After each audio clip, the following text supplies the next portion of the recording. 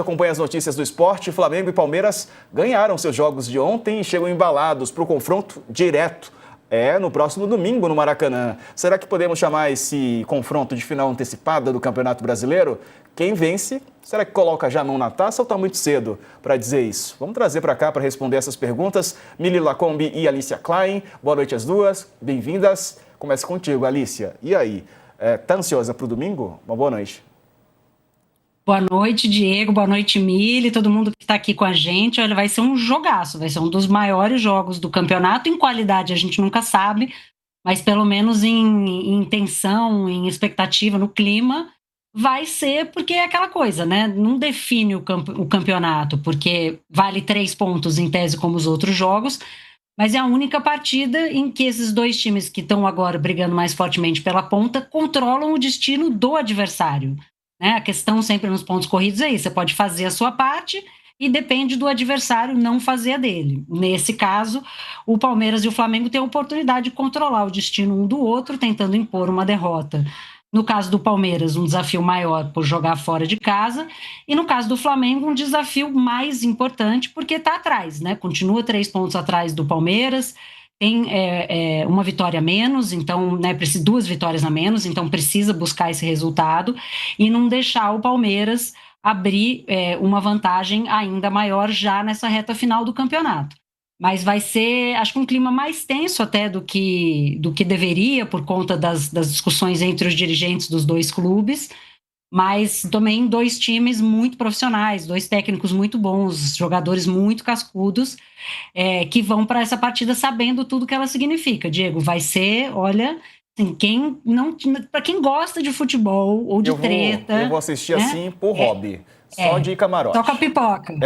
É isso, só com a pipoca. Principalmente quem não tem nada a ver com isso, melhor ainda. Melhor ainda, vocês vão sofrer, palmeirenses e flamenguistas. Mili, dá para dizer que a final antecipada? Uma boa noite para você. Boa noite, Diego, Alicia, todas e todos aqui com a gente.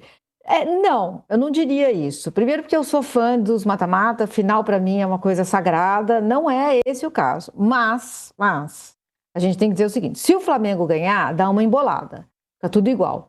Se o Palmeiras ganhar, vamos falar, tá uma linguagem de tênis aqui, fica com um match point mais perto do Palmeiras, porque aí abre 6 pontos e faltam 10 rodadas. É claro que todos eles vão ter adversários difíceis pela frente, assim, depois desse confronto, depois desse embate. Mas o Palmeiras ganhando, o Palmeiras não só abre 6 pontos, como o Palmeiras fica moralmente, emocionalmente em outro lugar.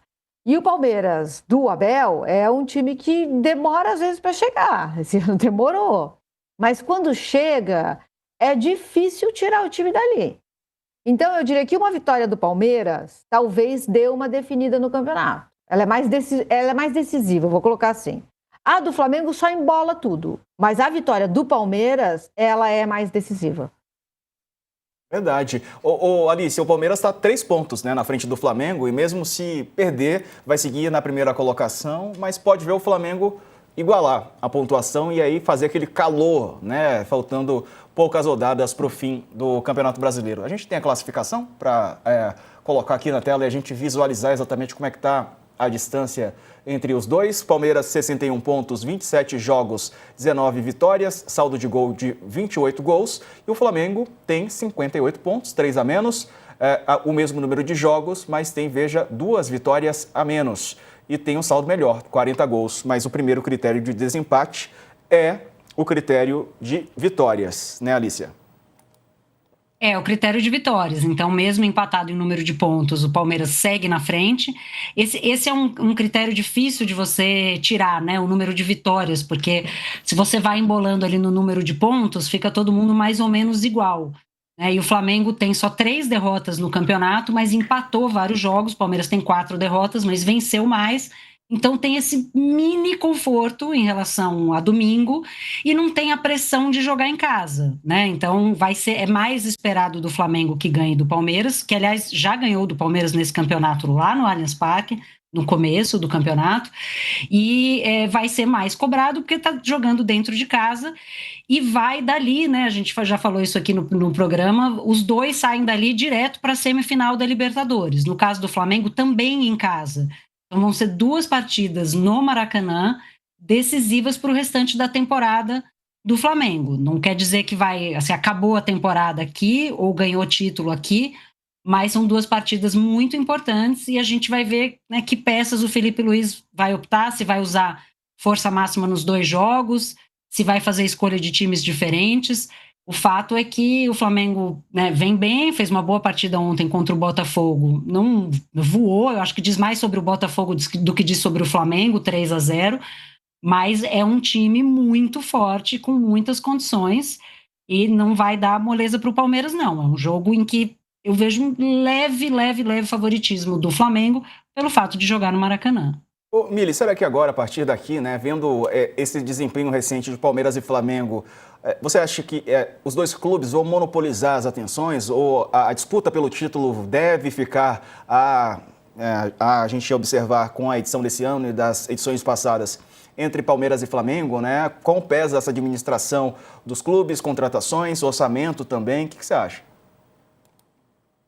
Eu acho que está entre os dois, né? Ainda faltam, assim, mais de 30 pontos vão ser disputados, então é bastante ponto, mas a julgar por tudo que a gente sabe desses 2 clubes há bastante tempo, né? Há 5 anos ou mais, eu acho que vai ficar entre eles. Estão bem estruturados, o elenco é farto. Mas digo é bom assim, Mili, e é para farto. as próximas edições também, você acha que tipo, no ano que vem também deve ficar entre os 2? Porque a gente tem visto Flamengo e Palmeiras meio que disputar, né? Duelar nas últimas edições do Brasileirão.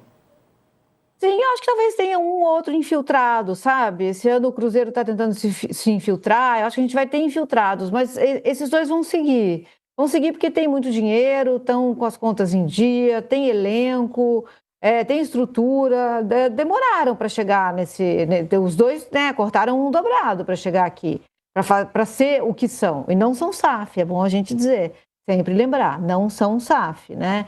Então, acho que sim, mas acho que haverá sim uns infiltrados, sabe? E esse ano, assim, o Cruzeiro ainda pode chegar, né? Se o Flamengo escorrega, se o Palmeiras escorrega, pode chegar, mas assim, depende mais de eles escorregarem do que de alguém. Não basta só o Cruzeiro seguir tinindo se eles não escorregarem. Exato. Estou vendo aqui uma reportagem do Danilo Lavieri, tá na página principal do nosso site, Alicia, de que a presidente do Palmeiras, a Leila Pereira, não vai viajar ao Rio de Janeiro, não vai ao Maracanã acompanhar essa partida no próximo domingo, porque ela está com medo, não se sente segura depois de declarações do governador Cláudio Castro, né? Ela lembrou um episódio que fez a Leila pensar como seria o clima para ela caso o problema do ano passado ocorresse novamente. No ano passado, o Cláudio Castro, governador do Rio, impediu a Leila de passar em frente ao camarote dele na partida de volta do Brasileirão entre os clubes. A posição do governador obrigou a Leila a sair do estádio e passar no meio da torcida do Flamengo para chegar ao camarote reservado ao Palmeiras. No jogo de ida, em agosto, no Allianz Parque, um problema parecido havia ocorrido. Segundo o Flamengo, Castro havia sido convidado para acompanhar a delegação e estava com alguns acompanhantes. Só que o Palmeiras restringiu a circulação do governador e a comitiva sem dar acesso à área dos vestiários. Pô, mas o governador quer ir no vestiário também? Ô, Alice? Todo mundo muito adulto nessa história, né? Você não me deixou passar aqui, então você também não passa quando eu comandar o espaço, e aí eu me vingo de você. E são 2 histórias diferentes, né? Depois ele até teve acesso ao vestiário, mas não com todo mundo o que ele queria. E a gente está falando de controle de acesso à área dos vestiários, que é uma área mais restrita, obviamente, e a gente está falando de passar na frente do camarote, lá dentro do Maracanã, colocando a Leila numa situação insegura, porque infelizmente essa é a realidade do Brasil, né? Por uma coisa absolutamente mesquinha, no meu entendimento. E aí a gente volta para aquilo que a gente falava ontem sobre essas declarações do BAP, algumas das declarações da Leila, e o que já aconteceu entre a Leila e o John Textor, que foi o Palmeiras ir jogar com o Botafogo no Newton Santos e ter boneco pendurado na ponte, enforcado, né? Criar um clima de animosidade entre as torcidas, única e exclusivamente por causa de briga de dirigente. Não tem nada a ver com campo, os jogadores não se estranharam dentro de campo. O Felipe Luiz estava ontem dizendo que o Abel é o melhor treinador do Brasil, está todo mundo trabalhando normalmente, e aí quem deveria comandar a operação, quem deveria dar o exemplo, está com discussão de oitava, não vou dizer que é a 5ª série, mas é a 8ª série, né? Você não deixou eu brincar, agora você também não brinca, e a gente fica numa situação ridícula de ter um jogo deste tamanho em que a presidente de um dos clubes não se sente segura para ir ao jogo. Sendo que a Leila vai a jogo na Neoquímica Arena, a Leila dá entrevista na Neoquímica Arena, tira foto, né? Ela tem essa coisa de circular entre os clubes, mas agora com o Flamengo vai criando essa situação que é bastante infeliz, Diego, porque são as pessoas que deveriam dar o exemplo, né? Vai se criando um clima horrível, diria Galvão Bueno. Mili Lacombe. Mas criando um clima terrível, realmente. Eu acho que político não tem que ir em vestiário, político não tem nem que entregar taça, gente. Assim, a gente tem cenas constrangedoras de políticos no gramado, embolsando medalhas, né? Essa última do Trump. É constrangedor. Político não tem que fazer nada. Quer ir ver o jogo? Torce para o Flamengo, quer ir ver o jogo? Vai lá na tribuna de honra, porque é governador, né? Então tem que ir para um lugar assim, não pode ir no meio da galera. Mas não faça pedidos, né, para ir em vestiário, essa coisa. Então, uma coisa não tem nada a ver com a outra. E está se mostrando o governador apenas um cara pirracento, né? Porque não ir ao vestiário é absolutamente normal. Não daremos acesso a um governador para ir aqui no vestiário. Está tudo certo. Agora, não deixar passar na frente do camarote dele e expor a possível fúria da torcida. Gente, é lamentável, lamentável. Acho que a gente podia só concordar assim, que político não tem nada que ir em vestiário, não tem que ir para o campo, não tem que entregar medalha. Quer torcer, torce, mas fora isso não devia nem fazer parte.